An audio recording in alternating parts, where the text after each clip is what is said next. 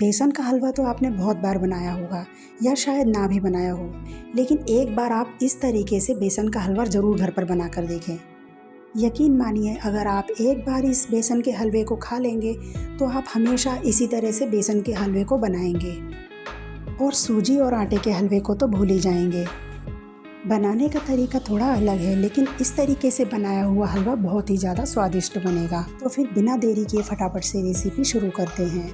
Hello friends, मैं कविता जैन और स्वागत है आपका मेरे चैनल कविताज क्रिएटिव क्रिएशंस पर। तो इसके लिए तो सबसे पहले हम गैस पर एक बर्तन रखेंगे और इसमें डालेंगे 1 कटोरी दूध। और जितना मैंने 1 कटोरी दूध लिया है, बस उससे थोड़ा सा कम हम शक्कर लेंगे। शक्कर की मात्रा हमें 1 कटोरी से थोड़ा कम ही रखना है। अब शक्कर को हम दूध में अच्छे से चलाते हुए मिक्स कर लेंगे। दूध को हमें चलाते हुए तब तक गर्म करना है जब तक शक्कर इसमें अच्छे से मिक्स ना हो जाए।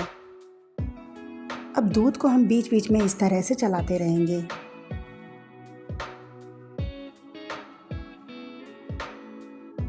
तो दूध में अब शक्कर अच्छे से मिक्स हो चुकी है।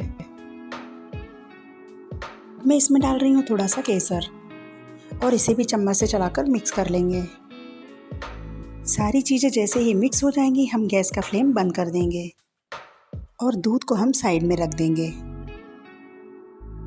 अब दूसरी तरफ हम कढ़ाई को गैस पे रखेंगे और इसमें डालेंगे 1 कटोरी घी। जितना मैंने घी लिया है, बस उसी मात्रा में 1 कटोरी हम दूध लेंगे और वो भी कढ़ाई में डाल देंगे।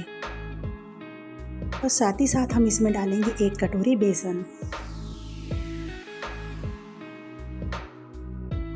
अब तीनों चीज़ों को अच्छे से चलाते हुए मिक्स करेंगे। गैस का फ्लेम हम लो टू मीडियम रखेंगे। अब इसे लगातार हमें इसी तरह से चलाना है ताकि सभी चीज़ें अच्छे से मिक्स हो जाएं। मैंने जिस तरह से कटोरी का साइज़ लिया है, आप उस तरह से कोई भी कटोरी का साइज़ या कप का साइज़ ले सकते हैं। बस मात्रा हमें उसके अनुसार ही सब सामान रखना है। अब ये सारी चीज़ें अच्छे से मिक्स हो चुकी हैं। अब हम इसे लगातार इसी तरह से चलाते रहेंगे ताकि ये कढ़ाई के तले में लग ना जाए।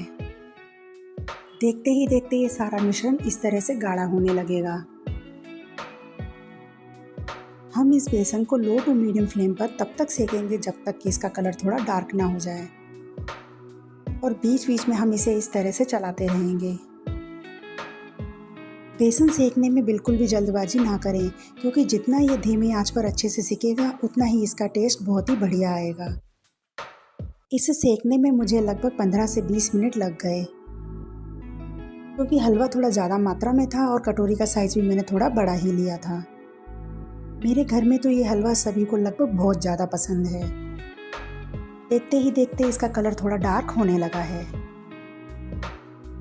जैसे जैसे बेसन सिकता जाएगा वैसे वैसे ये घी छोड़ने लगेगा और इसमें से एक भीनी सी खुशबू भी आने लगेगी। अभी भी इसे थोड़ा सेकना और बाकी है। लगभग 5 से 10 मिनट हमें इसे सेकने में और लगेंगे। बेसन ने सारा घी छोड़ दिया है और ये इस तरह से फेने जैसा दिखने लगा है। इसके ऊपर एक फेस जैसा आ रहा है। बेसन अब सिकने की कगार पर है, इसलिए इसे लगातार इसी तरह से चलाते रहें। बस अब इसे थोड़ी देर ही और सेकना है। इसे अब लगातार इसी तरह से चलाते रहें ताकि ये सभी जगह अच्छे से सिक जाए।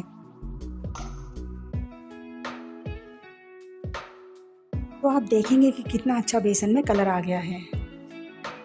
इसी टाइम हमने जो दूध शक्कर डालकर गर्म किया था वो हम इसमें डाल देंगे और इसे लगातार इस तरह से चलाते रहेंगे जब तक कि ये पूरी तरह से गाढ़ा ना हो जाए। इस टाइम भी गैस का फ्लेम लो टू मीडियम ही रखें। बस इसी तरह से लगातार चलाते रहें। धीरे धीरे ये चलाते चलाते गाढ़ा होने लगेगा।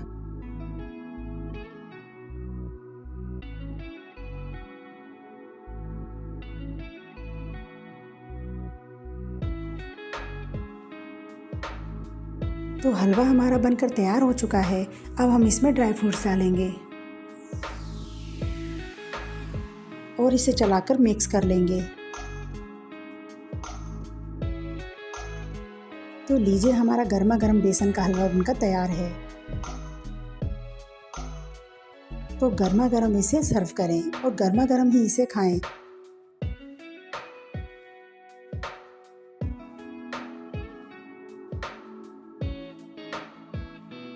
अब इसे हम थोड़ा ड्राई फ्रूट से गार्निश करेंगे। आपने आटे का हलवा और सूजी का हलवा तो बहुत बार खाया होगा, लेकिन आप एक बार बेसन का हलवा खा लेंगे तो हमेशा इसी को बनाएंगे। आप भी एक बार इस बेसन के हलवे की रेसिपी ज़रूर ट्राई करें। और आपको ये रेसिपी कैसी लगी मुझे कमेंट्स में ज़रूर बताएं। मिलते हैं नेक्स्ट वीडियो में ऐसी ही कोई खास रेसिपी के साथ। तब तक के लिए take care and bye bye.